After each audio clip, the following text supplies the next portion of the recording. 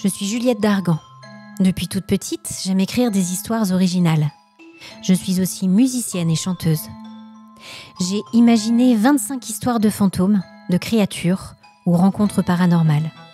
Elles sont basées sur des légendes urbaines ou des faits réels, souvent dans des lieux emblématiques ou très chargés spirituellement. Je vais vous emmener tout autour du monde, en immersion dans d'autres réalités, en mots et en musique. Alors installez-vous confortablement et suivez-moi pour découvrir mes rencontres surnaturelles.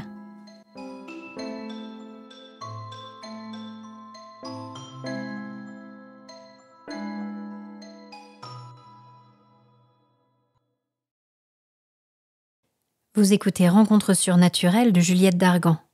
Épisode 2, Genèse. Pourquoi cet attrait pour le surnaturel ?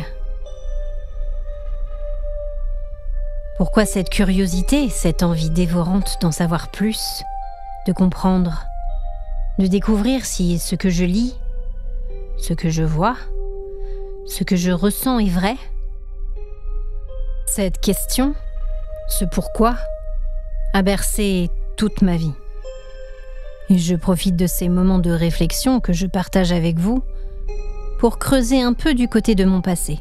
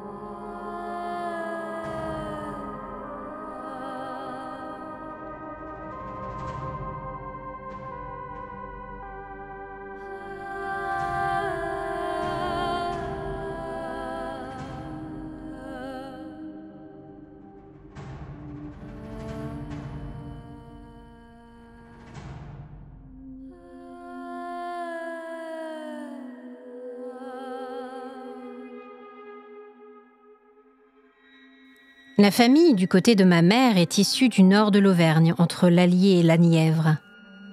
Territoire en plein cœur du Bourbonnais qui a toujours été très haut en couleur, de par ses légendes et ses récits de fantômes, ou ses rencontres avec l'étrange. Peut-être aurons-nous l'occasion d'en reparler, mais sur ces terres ont fleuri les histoires de Lucie, la dame blanche du château de Vos, ou encore celle des spectres des deux prieurs à Souvigny. Sans parler des croyances et témoignages traitant de sorcières et de cultes singuliers. Bref, un terrain riche qui m'a vu naître et a accueilli mes premiers pas dans la vie, et sur lequel j'ai passé toutes mes vacances étant enfant.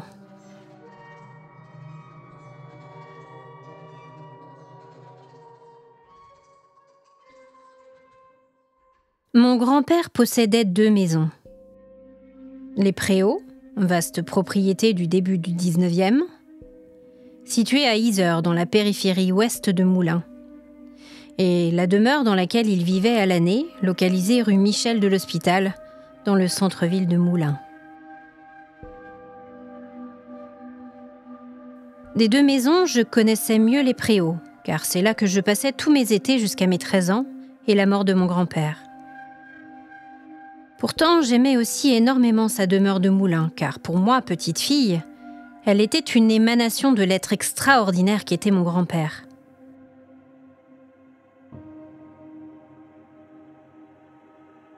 Je revois son sourire, sa silhouette fine, son odeur de tabac. Bon papa avait toujours la pipe au bec, comme on disait. Et sa grande veste dans laquelle il nous enfermait tous les 4, mes frères et sœurs et moi. Ah, ce sentiment profond de sécurité.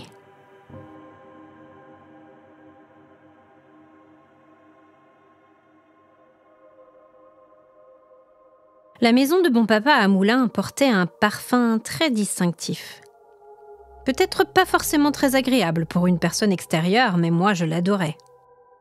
Tabac froid, poussière, bois et vieux livres.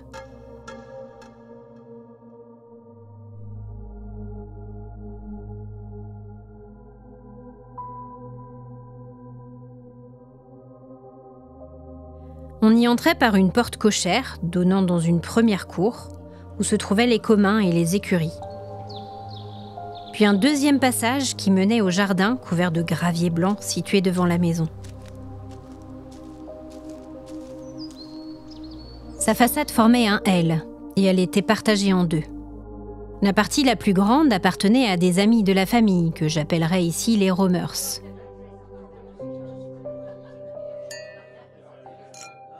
Dans l'autre partie, faisant face au porche d'entrée et à la cour, vivait mon grand-père.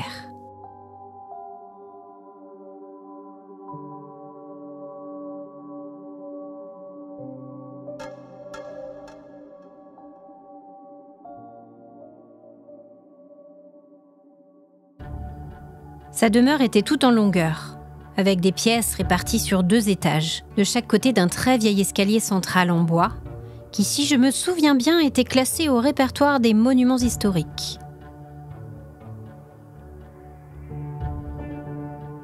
Au rez-de-chaussée, à droite, se trouvaient la cuisine et la salle à manger. Cette dernière ressemblait à une salle de banquet médiévale, avec son immense table et ses bancs occupant tout l'espace. Des lourds rideaux de velours et une tapisserie murale en imitation Aubusson. Au premier étage, on trouvait 3 chambres, dont 2 en enfilade, incluant celle de mon grand-père. La décoration était restée figée au XIXe siècle, avec ses papiers peints à rayures un peu fanés et sa toute petite salle de bain, qui contenait une baignoire sabot microscopique et un grand lavabo en faïence blanche.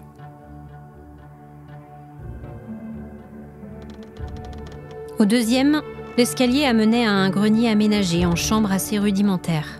Une vaste pièce tout d'abord, qui quand j'étais enfant était une salle de jeu, mais de l'époque de ma mère était sa chambre. Sur l'arrière se tenaient d'autres chambres desservies par un même couloir.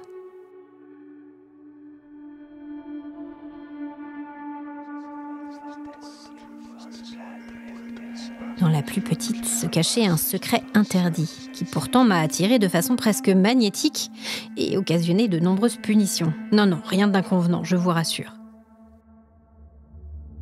Une armoire se trouvait là, de taille plutôt modeste, ayant visiblement subi les attaques du temps et fixée au mur. En écartant les vieux manteaux et robes de nos aïeuls qui étaient rangés, le fond était en fait une porte, qui une fois poussée, donnait dans l'immense grenier vide de la maison des Romers. Ce ne sont pas les combles mêmes qui m'attiraient ainsi. Ce n'était somme toute qu'une grande pièce déserte, sombre et poussiéreuse. Mais je pense que le principe de découvrir un espace caché à un endroit complètement incongru était tout simplement irrésistible pour une petite fille avec un esprit aussi imaginatif que le mien. Je dois dire que quand j'ai lu le roman Narnia pour la première fois, l'analogie m'a bien fait sourire.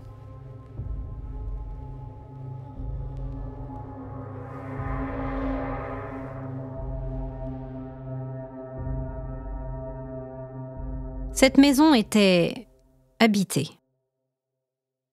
mais pas uniquement par des vivants.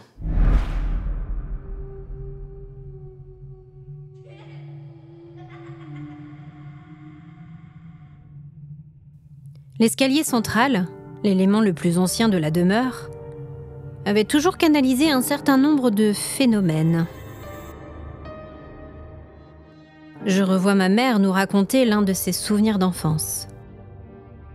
Maman était dans la cuisine un jour. Elle était toute seule à la maison car papa nous avait emmenés, mon frère, ma sœur et moi, faire des courses. Un énorme éternuement a résonné dans l'escalier à l'étage au-dessus. Maman a dit « Ah, le maréchal s'enrhume » et elle a ajouté « À vos souhaits » sans s'arrêter de cuisiner. Eh oui, ma famille était comme ça. On restait poli et courtois, même face à l'intrusion du surnaturel. Je pense que ma mère avait une certaine aptitude et une ouverture d'esprit face au monde spirituel.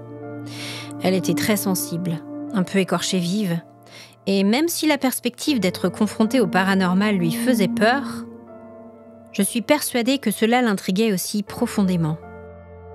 comme l'attirance sombre que le vide peut provoquer chez quelqu'un qui souffre de vertige.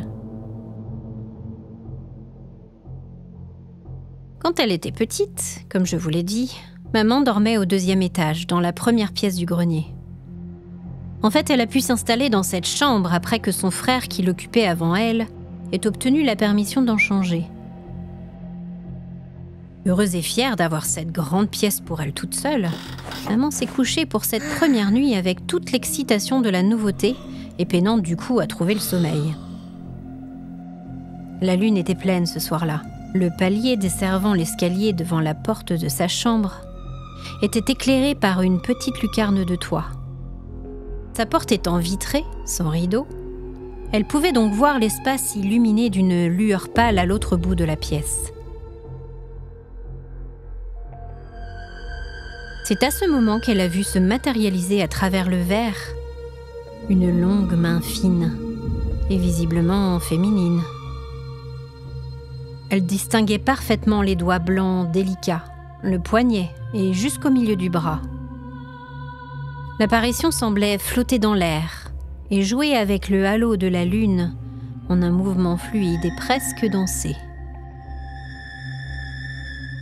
Le cœur battant, maman a vite caché sa tête sous les couvertures pour retenter quelques coups d'œil terrifiés, constatant que le membre fantomatique se trouvait toujours là. Elle a compris qu'elle n'était pas en danger. L'entité qu'elle a vue ne s'est pas déplacée vers elle et est simplement restée au même endroit, planant dans la lumière de la lune, devant la porte de sa chambre. Malgré sa peur, ma mère a fini par s'endormir.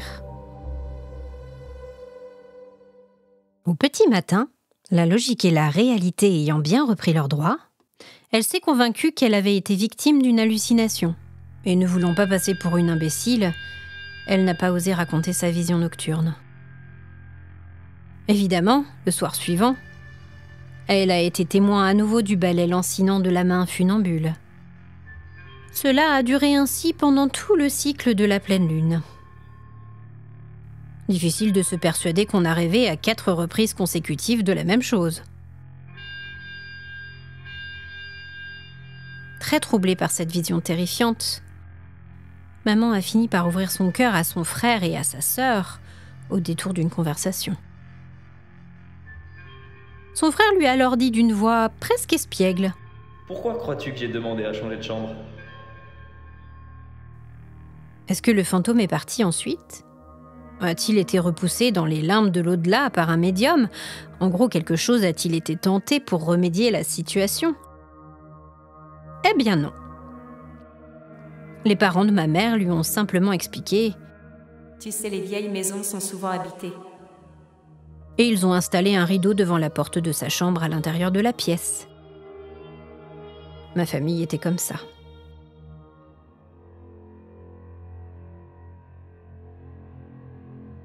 Je sais que la main n'a pas disparu, car ma sœur de 2 ans, mon aînée, m'a avoué il y a peu, alors que je lui parlais de cet épisode que je préparais, qu'elle aussi avait observé régulièrement cette apparition quand nous étions venus dormir chez mon grand-père étant enfant. Moi-même, à part l'attrait que j'avais pour cette maison, qui me paraissait pleine de mystères et une sensation toujours un peu lourde que je ressentais dès que je passais la porte d'entrée, je dois dire que je n'ai pas été témoin de phénomènes terrifiants. Pas de poltergeist me poursuivant la nuit, même après avoir vu le film. Pas de silhouette fantomatique se tenant au pied de mon lit, même après avoir lu Cimetière de Stephen King tout un été.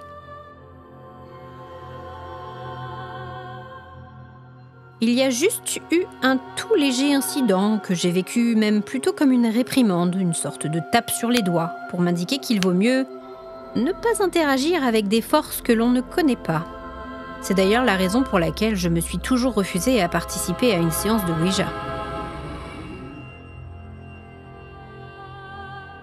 Je devais avoir 12 ans, je pense, et je jouais avec mon petit frère et mon cousin, alors âgés de 4 et 5 ans. Nous étions dans la chambre, au premier étage. Les enfants voulaient jouer aux fantômes. Pour cela, je devais me tenir de l'autre côté du mur, donc dans la chambre de mon grand-père. Je devais faire des bruits évoquant une apparition surnaturelle. Évidemment, avec mon imagination débordante, j'ai été très vite inspirée et couvert une large palette de sons terrifiants. Cris, pleurs, plaintes, grognements, murmures, grattements et coups sur la paroi. Bon, je précise qu'ayant à peine 12 ans et plus habituée à taper à la machine à écrire mes premiers romans qu'à porter des charges lourdes, mes coups étaient assez ridicules et faibles. Je les qualifierais davantage de tapotements. Les enfants de l'autre côté du mur étaient délicieusement effrayés, exactement comme ils avaient souhaité l'être. Tout d'un coup, leurs hurlements m'ont semblé beaucoup plus nets, sincères, et je dois l'avouer, m'ont même glacé le sang. J'ai tout de suite arrêté, et je suis revenue dans la chambre pour les rassurer et leur dire que c'était moi qui faisais ces bruits, que le jeu avait visiblement assez duré. Quand j'ai vu leurs petits visages pâles, couverts de larmes et tremblants de terreur, j'ai su qu'il s'était passé quelque chose. Autre chose. Mon frère s'est exclamé. Un clou! Un clou était sur le mur, là où t'as tapé. Et il a traversé la pièce tout droit, comme s'il volait. Je me suis approchée de l'endroit qu'il me désignait et j'ai effectivement trouvé une pointe rouillée au pied du mur opposé à celui derrière lequel je m'étais tenue. Quand je suis revenue sur mes pas, j'ai constaté qu'une trace vide figurait sur la paroi et qu'un peu de plâtre fraîchement dérangé était même tombé au sol. Alors oui, je sais ce que vous allez me dire. Ce sont sûrement les coups que j'ai tapés sur le mur qui ont fait sortir le clou de son emplacement. Peut-être. Certainement. Je trouve juste surprenant que, vu la faiblesse des chocs provoqués, ce clou ait pu être projeté avec une telle force à l'autre bout de la pièce. Mais ce n'est que mon avis. Toujours est-il que je l'ai pris comme un message clair. Ne joue pas avec ce que tu ne connais pas. J'ai depuis toujours gardé une attitude humble et respectueuse quand je suis confrontée à un phénomène étrange ou qui me paraît difficile à expliquer. Ou aussi chaque fois que j'entre dans une maison et que je ressens à nouveau cette même lourdeur que j'éprouvais dans la demeure de mon grand-père.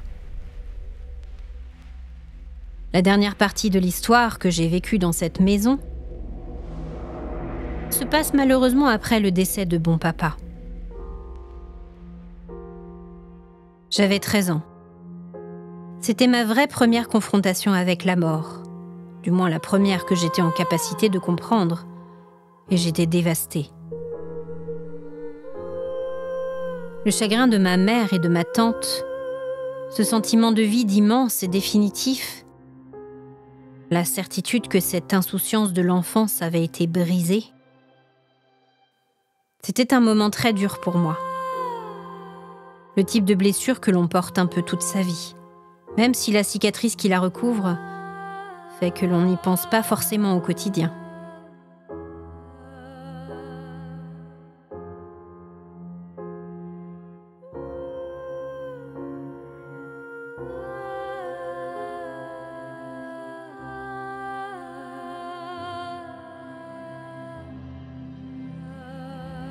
Peu de temps après sa mort, nous étions au préau, dans l'autre maison de bon papa. Je me trouvais dans le salon avec toute ma famille, quand ma mère a reçu un appel de la voisine de mon grand-père, rue Michel de l'Hospital. C'était une femme excentrique, pas méchante et assez discrète, avec qui maman avait déjà échangé à plusieurs reprises. Elle lui avait donné son numéro au cas où bon papa aurait un problème urgent. Sa mort était récente et je ne pense pas qu'elle était au courant. Nous n'avions pas encore envoyé les annonces dans les journaux et son corps gisait toujours à l'hôpital au service d'oncologie. Nous avions passé du temps dans la demeure de mon grand-père et nous devions partir tôt le lendemain matin et aller rue Michel de l'Hospital pour commencer à mettre de l'ordre là aussi. La maison de Moulin était donc complètement vide et je savais que les Romers étaient absents. Cette femme habitait juste derrière chez bon papa et son jardin, et elle pouvait voir les fenêtres de la demeure de chez elle. Les cloisons n'étaient pas bien isolées, et elle pouvait entendre depuis chez elle les sons de la vie qui se déroulaient entre les murs de son voisin, comme des déplacements de meubles, des conversations trop fortes. Elle a dit à maman au téléphone Pourriez-vous dire à votre père de faire un peu moins de bruit, s'il vous plaît? Ou de me prévenir quand il compte donner une réception? Je vous demande pardon. Je suis désolée de vous déranger. J'ai essayé de l'appeler, je suis même allée sonner chez lui, mais personne n'a répondu. Il a visiblement fait la fête hier soir. Toutes les lumières sont restées allumées jusqu'à tard dans la nuit. Et il y avait toutes ces voix. Mais ce sont surtout les enfants. Les enfants? Oui, je ne sais pas ce qui les faisait rire comme ça. Mais je les entendais depuis ma chambre et je n'ai pas pu fermer l'œil de la nuit. Je suis navrée, oui. Je vais passer le message. Nous nous sommes tous regardés, perdus et un peu sonnés. Puis nous sommes partis rapidement. Nous n'avions pas pensé à une manifestation surnaturelle, en fait, après le coup de fil. Nous avions surtout craint que la maison n'ait été squattée. À notre arrivée, tout était calme. Exactement comme nous l'avions laissé avant de nous en aller. Les portes et les fenêtres étaient fermées, sécurisées. Aucune trace d'effraction, de présence, ni même qu'une fête ait pu avoir lieu la veille. Toutes les lumières étaient éteintes. Maman est alors montée à l'étage et a dit d'un ton ferme en parlant au vide. « Pouvez-vous faire un peu moins de bruit, s'il vous plaît? La voisine entend tout ce qui se passe et elle n'arrive pas à dormir. » Personne n'a commenté. Nous sommes simplement sortis en refermant bien la porte derrière nous. 6 mois après, la maison était sur le point d'être vendue. Nous y sommes retournés, ma mère et moi. La sensation de lourdeur que j'avais quand j'entrais dans la demeure est devenue aussi pesante qu'une pierre, m'empêchant presque de respirer. Maman est montée à l'étage pour aller chercher les dernières affaires de mon grand-père. Sa lampe de chevet était allumée à côté du lit, là où il avait passé tellement de temps à peupler ses longues nuits d'insomnie, à pleurer sa femme, à lire, à écrire. Maman l'a éteinte sans un mot et a mis dans un carton les quelques objets qu'elle voulait récupérer et est redescendue. Dans la voiture, je lui ai parlé de cette sensation étrange que j'avais éprouvée. Tu sais, maman, j'ai ressenti quelque chose d'étrange quand je suis entrée dans la maison de bon papa. Comme si un poids énorme m'était tombé sur les épaules. C'est l'appel des maisons abandonnées que tu ressens. Une maison n'est pas faite pour rester vide. Quand elle le reste trop longtemps, elle devient avide de présence et d'énergie. Je ne sais pas comment bon papa faisait pour vivre dans cette maison. J'ai l'impression qu'elle a toujours abrité beaucoup plus de monde que notre simple famille.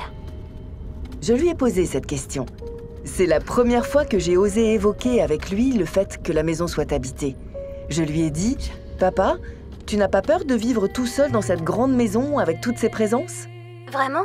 Et qu'est-ce qu'il a répondu? Il a ri et m'a dit « Oh, ce sont de vieux amis.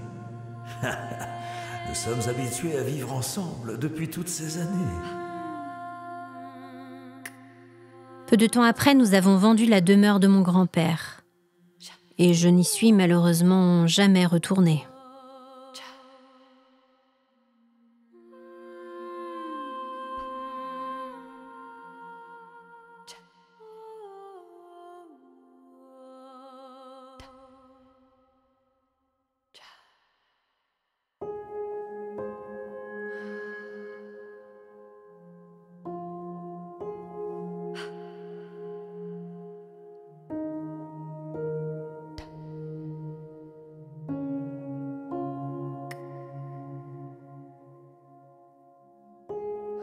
Hope there's someone who'll take care of me when I die.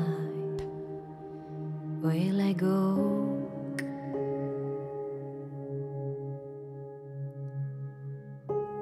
Hope there's someone who'll set my heart free. Nice to hold when I'm tired.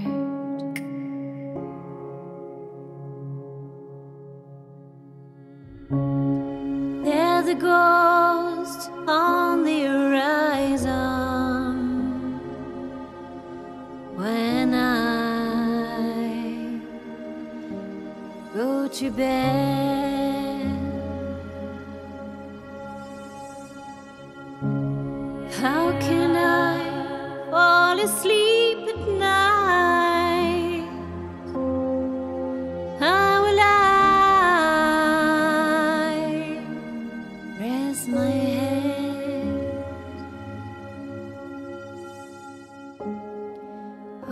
scared of that middle place between life and nowhere.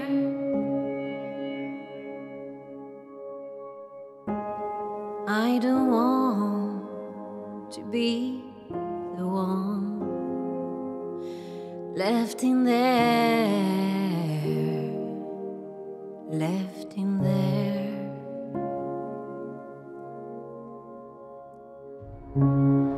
They're the man on the horizon. Where's that I go to bed?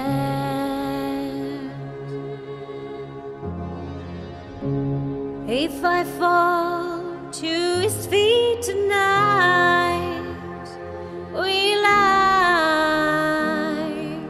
rest my head?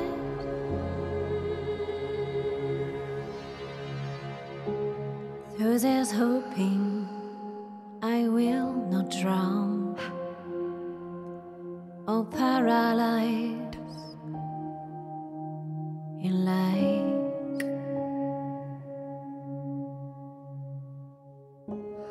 And God sent, I don't want to go to the sea's watershed.